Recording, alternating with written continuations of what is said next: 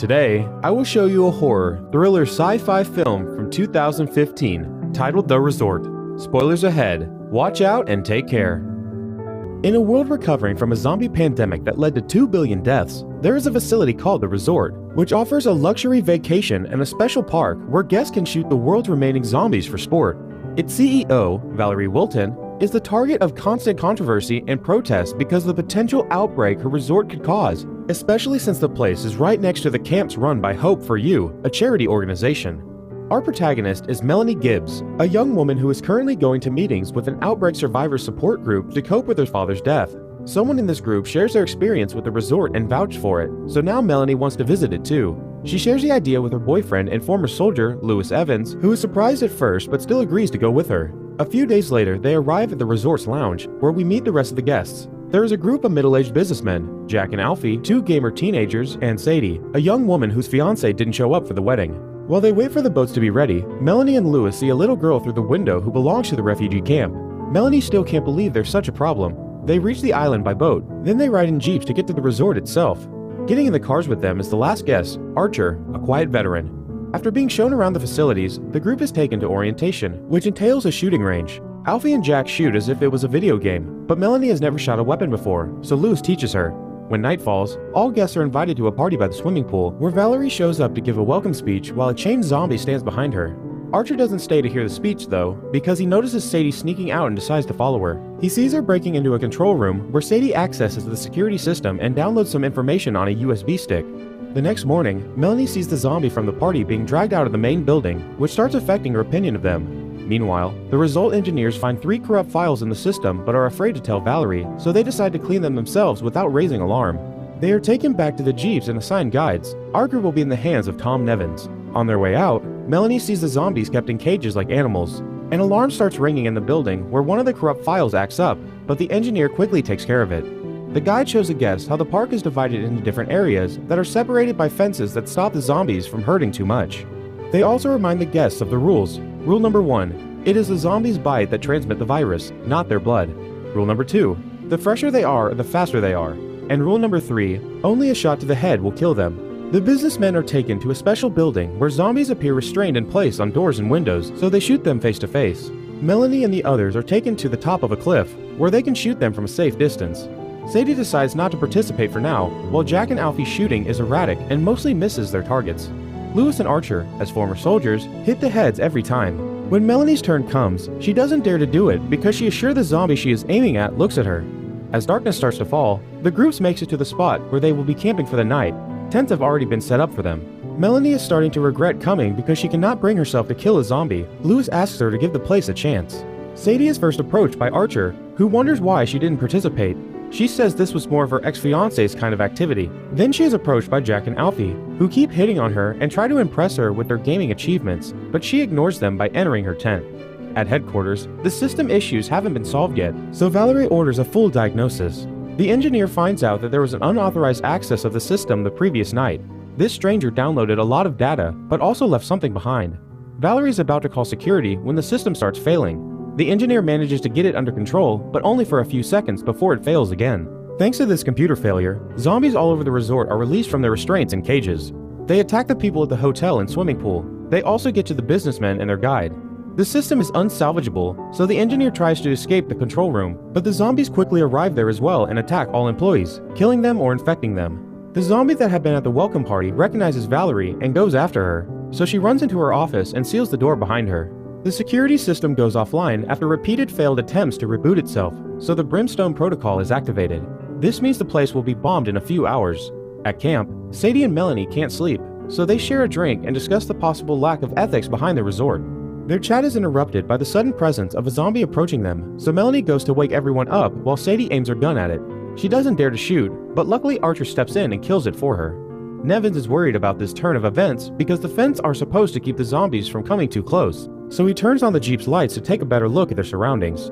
They discover a horde of zombies is coming, so the girls run to hide behind a tent while the men defend the camp. Nevins gets in the jeep and tries to contact headquarters, but the only answer he gets is a recording telling him of the activation of the Brimstone Protocol. As he tries to start the car with no luck, Archer runs out of ammo. Melanie runs into a tent to get him a magazine and is jumped on by a zombie, but Sadie pushes it off and helps Melanie reach the jeep. tossing the magazine to Archer on their way. Nevins is jumped on too when he gets out of the car, but he also pushes the zombie off and climbs on the top of the Jeep with the other guests. Only Alfie is missing, but when he tries to join them, the zombies get to him and kill him. Archer tells everyone to hold their fire when the final zombie is taken care of. The group spends the night on top of the Jeep. As soon as the sun starts to rise, Archer does a recon of the area and decides it is safe enough for them to come down. Lewis thinks they should wait to get rescued, but Nevins informs them that it won't happen because the whole park is down and the Brimstone Protocol has been activated. Archer wants to leave and try to catch a boat, and Nevin thinks it isn't possible for him to make it on time. But when Melanie mentions the possibility of a quicker road, Nevins retrieves a map of the park and finds a route that may help them save time. The group decides to follow Archer to the docks, and before leaving, a Morning Jack covers Alfie's face with his jacket and takes his bracelet. While the group makes their way through the park, Melanie tries to comfort Lewis, who feels unsettled because of the current situation bringing back war memories. Sadie shows sympathy for Jack, trying to befriend him to make up for not getting off to the best start.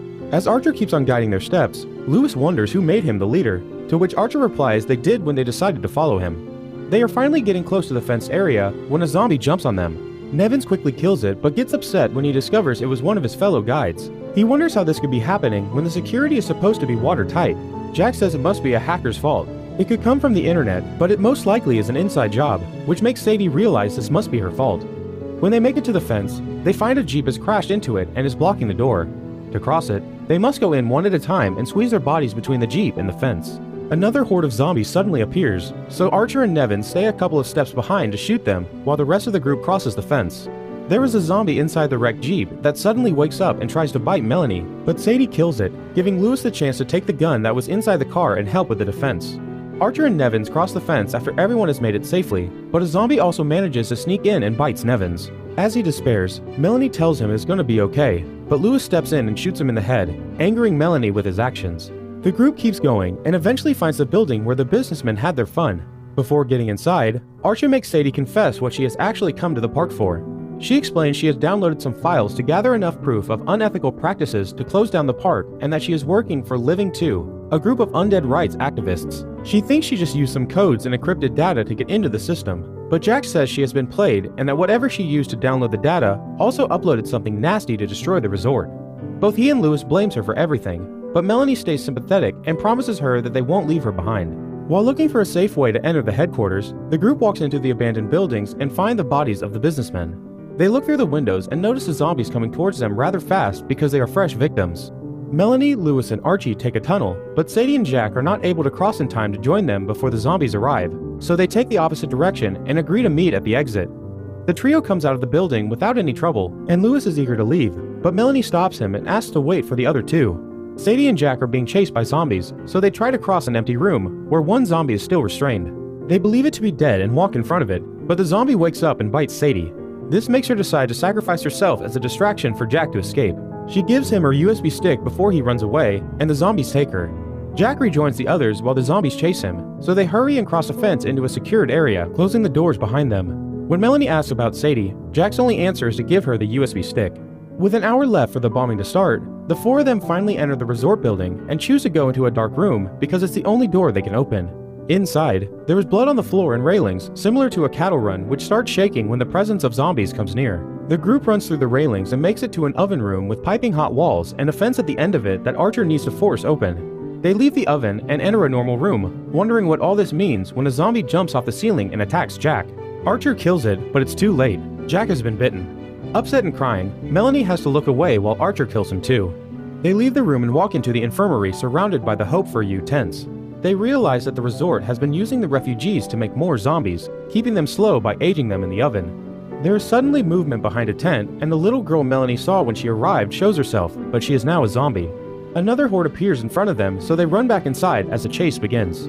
Archer and Melanie keep the door closed with the weight of their bodies, but Lewis escapes by climbing a chain that fell from the hole that dropped a zombie on them earlier. Melanie can't believe he's left them, and Archer tells her to follow him while he holds onto the door. She accepts after some hesitation. After climbing up, she looks through the hole and finds Archer telling her to make sure to get Sadie's data exposed before he opens the door and jumps into the fray.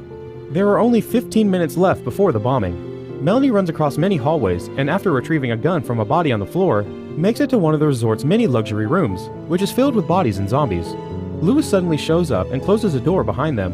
Then he apologizes to Melanie for leaving her behind before showing her he has been bitten. Melanie aims her gun at him but can't bring herself to shoot him, so she hands him the gun and leaves him to do it himself. The horde of zombies breaks into the room then, so Melanie grabs another gun from a body and starts running again until she finds the control room. She's suddenly startled by a door opening and a hand dragging her inside a different room, but it's just Valerie bringing her into her office. Melanie calls her a monster for what she does. Valerie reminds her that Melanie paid for it before trying to take her gun. As the women fight over the weapon, the zombies hear the noise and breaks into the office. Some of them feed on Valerie, while the others chase Melanie as she runs out of the room. The countdown to the bombing reaches 0 right before Melanie makes it outside.